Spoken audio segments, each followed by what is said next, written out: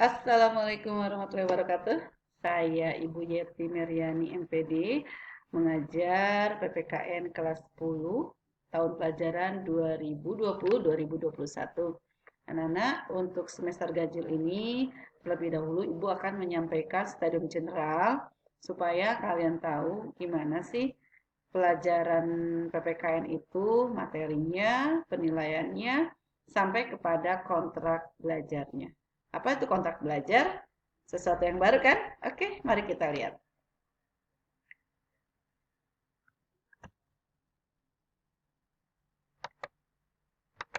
Ya,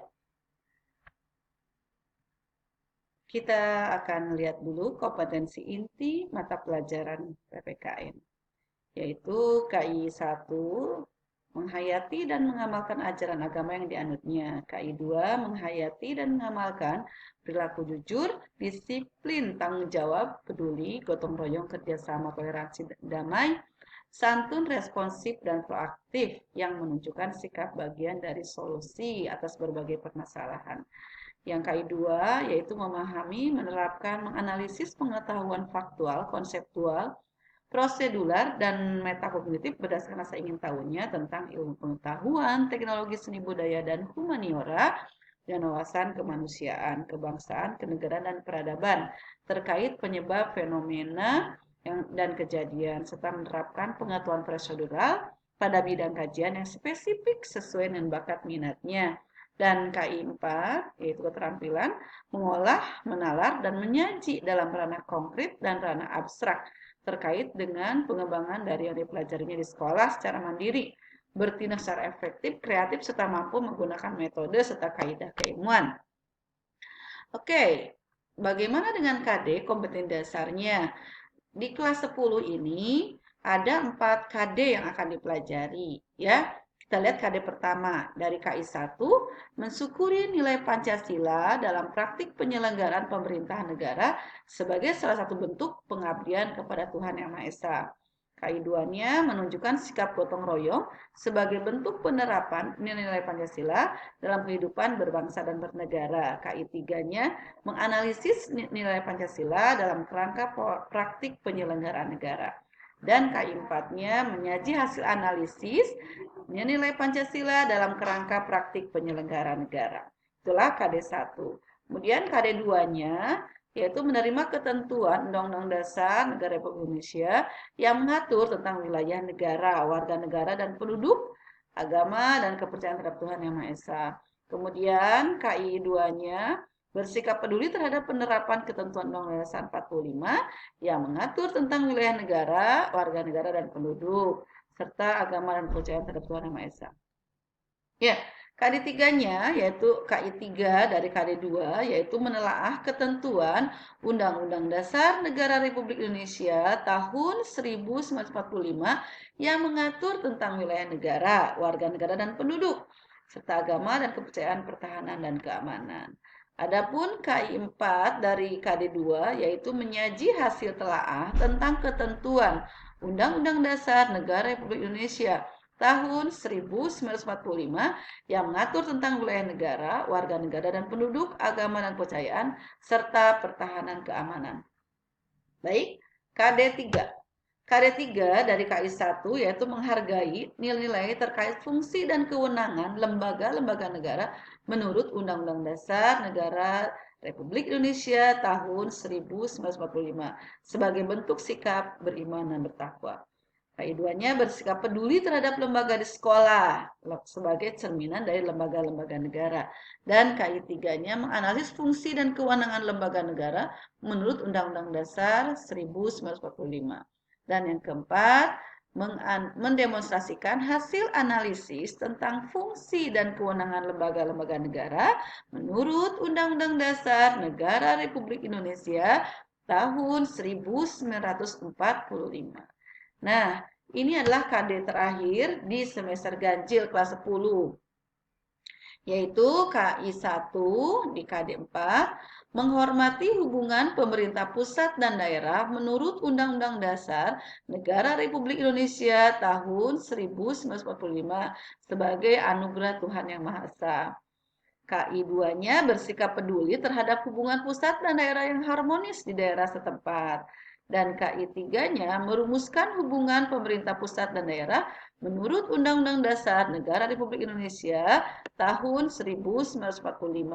Serta KI 4-nya merancang dan melakukan penelitian sederhana tentang hubungan pemerintah pusat dan daerah setempat menurut Undang-Undang Dasar Negara Republik Indonesia tahun 1945. Ya, baiklah pembagian pertemuannya dibagi menjadi 2 term, ya, yaitu dari pertemuan yang dijadwalkan setiap hari Jumat, kita mempunyai kesempatan 15 kali pertemuan minggu efektif belajar, ya. Pertemuan pertama yaitu yang sekarang kita mengadakan secara general dan kontrak belajar. Pertemuan keduanya membahas materi, ya. Jadi pertemuan kedua dan ketiga itu membahas materi di KD 1, yaitu tentang sistem pemerintahan negara.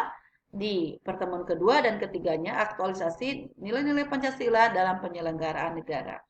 Adapun pertemuan keempat itu sudah masuk KD 2 ya, yaitu yang pertama tanggal 21 Agustus itu adalah materinya wilayah NKRI dan KD 5-nya adalah kedudukan warga negara di Indonesia. Oke. Nah, pertemuan ke-6 itu adalah ulangan KD 1 dan KD 2. Jadi gabung ya. Nah, kemudian minggu ke-7-nya itu adalah remedial. Jadi kalau nilainya masih di bawah KKM, ya, KKM sekolah 70, tapi kalian harus lebih tinggi dari 70, ya. Di antara 77 sampai 78 lah seperti itu ya. Jadi jangan mepet gitu supaya kalian nilainya bagus. Kemudian setelah itu diadakan pengayaan bagi yang sudah di atas KKM. Nah, itu term 1. Term 2-nya, ya term 2-nya yaitu mulai pertemuan ke-7 ya. Materinya tentang suprastruktur dan infrastruktur sistem politik Indonesia.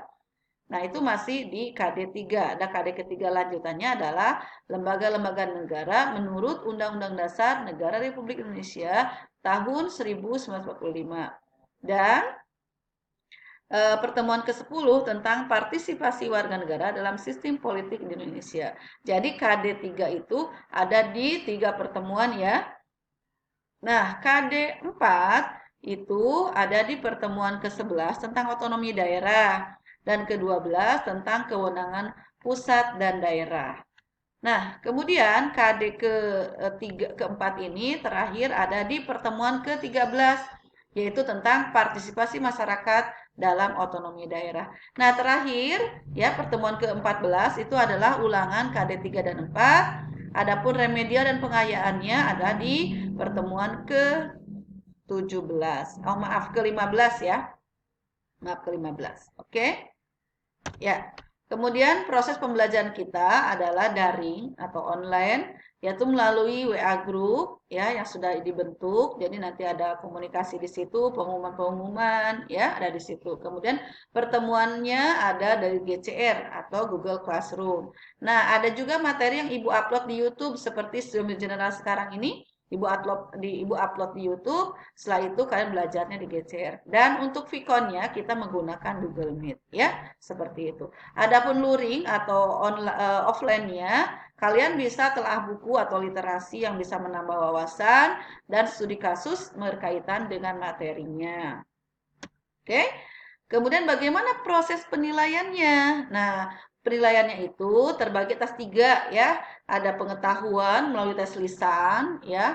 Itu tes lisan misalnya dalam tanya jawab di Vkon atau wawancara ya atau debat. Nah, debat ini ada di di WA group. Kemudian kuisis itu untuk kuis dan tes lisannya untuk ulangan ya.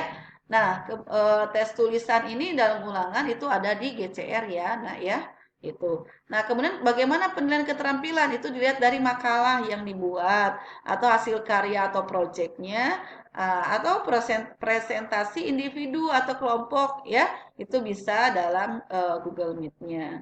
Atau mungkin juga bisa menggunakan Zoom ya. Tergantung saat itu yang dibutuhkan apa. Nah, terakhir tentang penilaian sikap dilihat dari kerapihannya pada saat GCR bagaimana. Tugas yang dikumpulkannya lengkap apa tidak, catatannya rapi apa tidak ya. Jadi itu mempengaruhi nilai yang didapat, apalagi PPKN ya. Nilai moral, nilai sikap itu sangat utama ya. Jadi diperhatikan tuh kerapihan diri. Jadi saat Vikon itu bagaimana seragamnya, rambutnya, nah, kemudian bahasa juga termasuk ya. Dan kedisiplinannya, tugasnya tepat waktu, masuk Vikon tepat waktu ya. Atau GCR-nya juga lengkap. Dan apabila ada poin pelanggaran, ada konferensi kasus. Ya ini jangan sampai karena itu sangat berpengaruh kepada nilai sikap. Ya mudah-mudahan semuanya lancar, tidak ada pelanggaran. Ya baik. Kemudian musyawarah tata tertib selama GCR. Nah, musyawarah ini nanti akan kita laksanakan dalam Google Meet ya, dalam pertemuan pertama. Kita akan memusyawarahkan nih, pakaian pada saat pikon bagaimana ya, berlangsungnya GCR apa tetap pakai seragam atau bagaimana. Kemudian teknis pemakaian audio dan video dalam pikon ya, itu nanti akan kita musyawarahkan. Bahasanya bagaimana, waktu pelaksanaannya, absensi dan sanksi. Nih, kalau melanggar nanti kita akan bikin kesepakatan nih sanksinya apa, ya. Dan terakhir adalah penandatanganan fakta integritas supaya kalian terbiasa bahwa segala tindakan itu ada sebab, ada akibat, ya, ada hukumannya juga. Nah, itu adalah fakta integritas tertulisnya. Apa itu fakta integritas? Nih, kalian bisa lihat ya seperti ini. Jadi ini merupakan suatu pernyataan bahwa saya nama kelas menyatakan satu percaya dan takwa kepada Tuhan Yang Maha Esa. Itu penting ya, karena di negara kita dilarang komunis, ya sosialisme dilarang dan kita harus seperti dalam Undang-Undang Dasar 45 bahwa dalam pasal 29 ayat 1 negara berdasarkan atas ketuhanan Yang Maha Esa. Otomatis harus percaya dan takwa kepada Tuhan Yang Maha Esa. Yang kedua bersikap setia terhadap Pancasila, Undang-Undang Dasar Negara Republik Indonesia tahun 1945 dan Negara Kesatuan Republik Indonesia. Yang ketiga bersedia mentaati tata tertib pembelajaran PKN. Yang keempat bersedia menerima sanksi yang sudah disepakati ya apabila melanggar tata tertib. Dan yang kelima mempunyai target nilai. Nah target nilai kamu isi nanti. Berapa target nilainya? 78 atau berapa ya. Nah, ini harus ditempuh dengan cara kerja keras dan penuh kejujuran.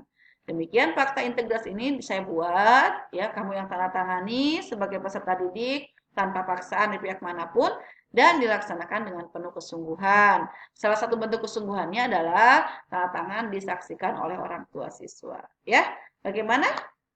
Sudah paham? Ya, ini kalian bisa pelajari nanti pada saat di GCR pertemuan pertama kita akan diskusikan lebih lanjut. Baik anak-anak, itu yang dapat Ibu sampaikan ya dalam stadium general ini. Mudah-mudahan bisa berhasil dengan baik kegiatan kita ke depan ya selama 1 semester. Baik, demikian dari Ibu. Mohon maaf ada kesalahan. Sehat-sehat semua, jaga kesehatan jangan lupa ya. Assalamualaikum warahmatullahi wabarakatuh.